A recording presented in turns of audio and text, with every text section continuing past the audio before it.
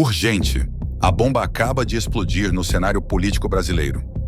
Segundo o renomado Financial Times, Jair Bolsonaro pode se tornar um mártir com o julgamento por tentativa de golpe. O que isso significa para o futuro do Brasil? Estamos à beira de um novo levante político? Prepare-se para revelações que vão estremecer a República. Fique até o final e entenda como essa história pode virar o jogo nas eleições e dividir ainda mais o país. Tem uma reportagem aberta aqui na tela, vai aparecer aí na sua tela também. Julgamento do Supremo pode transformar Bolsonaro em Marte. Quem disse isso foi uma publicação da Financial Times, publicação internacional. O Bruno Luiz assina a reportagem, é o jornal britânico Financial Times, publicou essa reportagem em que afirma que o julgamento do ex-presidente Bolsonaro no Supremo por tentativa de golpe pode transformá-lo em mártir. Será? Bom, a publicação avalia que o julgamento é arriscado para o cenário político no Brasil. Segundo o jornal, as investigações que apontam Bolsonaro como chefe de uma quadrilha, organização criminosa, para abolir o Estado Democrático de Direito, aprofundam ainda mais a polarização que divide o país entre quem defende a inocência de Bolsonaro e quem quer a sua punição. O julgamento pode fortalecer Bolsonaro politicamente, segundo o Financial Times. O jornal destaca que o ex-presidente pode ser julgado pelo Supremo Tribunal Federal ainda em 2025, evitando questionamentos legais sobre a possibilidade de Bolsonaro participar da disputa presidencial no ano que vem, como ocorreu com Trump nos Estados Unidos. Também cita a reportagem o risco de Bolsonaro virar mártir, abre aspas. No entanto, as autoridades brasileiras correm o risco de elevar seu perfil político e até mesmo transformá-lo em mártir, fecha aspas. Ao Financial Times, o Bolsonaro voltou a dizer que sofre perseguição política e que a intenção do processo é retirá-lo da eleição. O jornal mencionou a mudança do deputado federal Eduardo Bolsonaro para os Estados Unidos e ela afirma que o Supremo é alvo de questionamentos.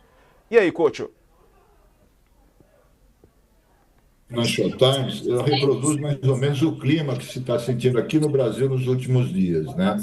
Antes do julgamento começar, que eles se tornaram réus, né?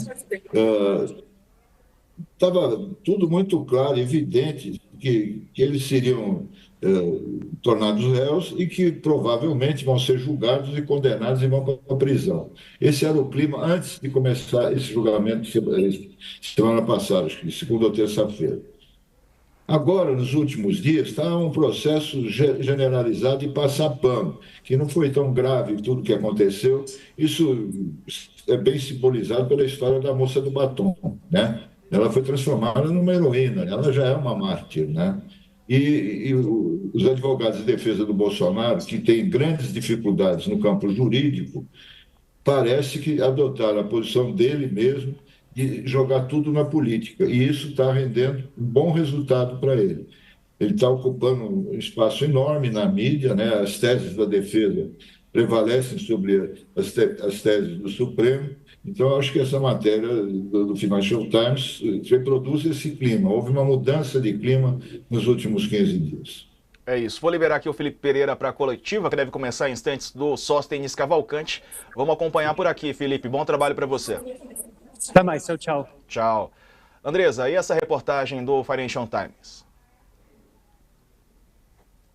É curioso, né, que o Bolsonaro, que sempre atacou a imprensa, agora está usando a imprensa para tentar, né, fazer essa defesa dele, ocupar todos os espaços possíveis para se colocar como mártir, né? Então, esse ponto que a reportagem coloca, que ele vai virar um mártir se ele for preso, eu discordo totalmente. O Brasil sabe muito bem, né, o que o Bolsonaro fez. Politicamente, ele tem muita força.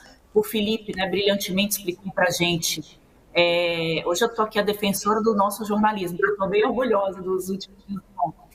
Mas explicou para a gente que o Bolsonaro tem uma bancada dentro do Congresso que está operando ali em torno dele. Então, isso tudo tem a ver com 2026, com apoio político. O Bolsonaro ainda é um nome forte. A gente viu as manifestações do final de semana, né, da esquerda, que não tinham 6 mil pessoas em São Paulo, e aí tornou a manifestação do Bolsonaro, que tinha 18, grande, né, que a gente, todo mundo disse que era pequena, mas perto de 6 mil, a dele tinha 3 vezes mais. Então, ele ainda tem um poder ali político, ele vai definir o candidato desse espectro da direita, da extrema-direita, nas eleições de 2026, e aí essa turma fica ali no entorno dele. Então, mito, não me parece, acho que está ficando muito claro, né, no Brasil, já sabe, esse discurso está cansando muito o brasileiro, é isso que as pesquisas estão mostrando, as pessoas estão preocupadas aí com o preço dos alimentos, com a questão da segurança pública. Hoje eu estou em São Paulo, né, a gente anda na rua com medo, onde é que eu escondo aqui o celular? São situações que agora a gente começou a viver em Brasília, não dá nem mais para dizer que Brasília a gente não vivia muito isso, mas agora está feio o negócio lá, porque o Ibanez está mais preocupado, né, em fazer caixa do que cuidar da cidade.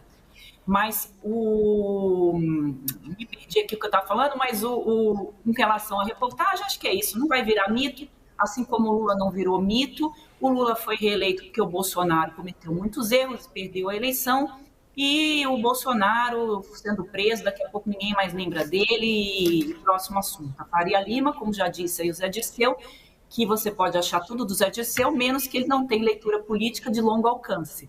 Já enxergou o Tarcísio como o próximo candidato, e é esse o assunto que o país vai falar daqui para frente, quando o Bolsonaro for preso. Sem nenhuma dúvida, nós estamos diante de uma reiteração da confissão de culpa. Comentávamos aqui na semana passada, quando foi convertido em réu pelo Supremo, o Bolsonaro fez uma manifestação, chamou ali o que deveria ser uma entrevista, virou um monólogo, e ele já havia repetido ali, não foi a primeira vez, não será a última, que ele não fez senão discutir alternativas previstas na Constituição, depois que o Lula foi eleito. Mas na denúncia do Ministério Público, o Procurador-Geral da República, o Paulo Gonet, ele foi muito feliz em definir o que se passou na cena em que o então presidente da República, derrotado nas urnas, chama os comandantes militares para expor uma minuta de intervenção na Justiça Eleitoral, prisão do presidente da Justiça Eleitoral, prisão de um ministro do Supremo. Havia, numa das versões, a perspectiva de prender até o presidente do Congresso, que era o Rodrigo Pacheco. Então, quando isso acontece, quando esta cena ocorre dentro do Palácio do Planalto, havia na expressão, na definição do Procurador-Geral da República, uma sublevação antidemocrática em andamento. O golpe estava em andamento. Então, evoluiu-se da mera cogitação para a execução de uma tentativa de golpe. Então, é sim uma confissão de culpa. O Bolsonaro, nessa entrevista à Folha, ele disse que ficou surpreso com a vitória do Lula. Por isso, ele buscou alternativas dentro das 4 linhas, chamou a Constituição de Bíblia, mas, do modo como ele soou na entrevista, parecia que ele queria reescrever o livro de Gênesis do regime democrático.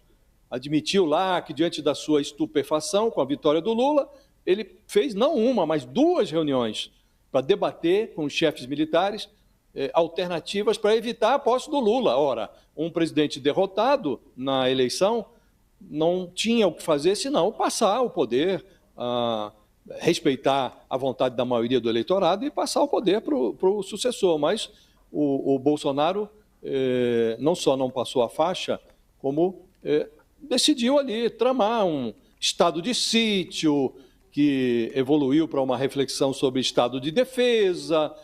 E ele fala na entrevista que chegaram a discutir uma intervenção baseada no artigo 142 da Constituição.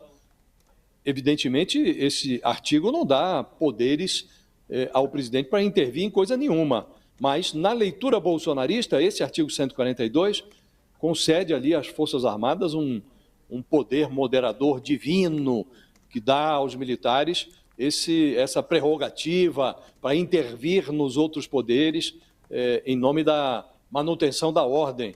Então, Fabiola, o Bolsonaro, ele gostaria muito que essa ação penal não existisse, essa ação penal que foi aberta contra ele no Supremo.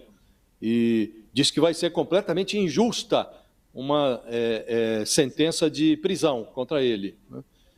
Mas, do modo como ele fala, ele gostaria que todos os golpistas fossem enxergados como inocentes democratas que estavam ali tramando pelo bem do país e não querendo subverter a democracia. Isso é uma tolice, é uma confissão de culpa, não há nenhuma dúvida quanto a isso. Em relação à morte política, ele fala, não, se eu for preso, isso será... eu estou no fim da vida, ele dá a entender que vai morrer politicamente. Isto é outra bobagem, né? Porque no Brasil, a morte política às vezes depende da morte física. Aconteceu com o Getúlio Vargas ali no Palácio do Catete.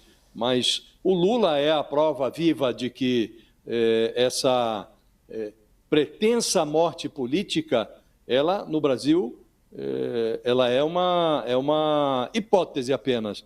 O Lula sobreviveu o bastante para subir a rampa do Palácio do Planalto pela terceira vez, depois de passar mais de 500 dias na cadeia. Então, essa história de morte política também é uma tentativa do Bolsonaro de fazer pose de vítima, caprichar na pose de vítima. O ideal seria que morresse mesmo politicamente.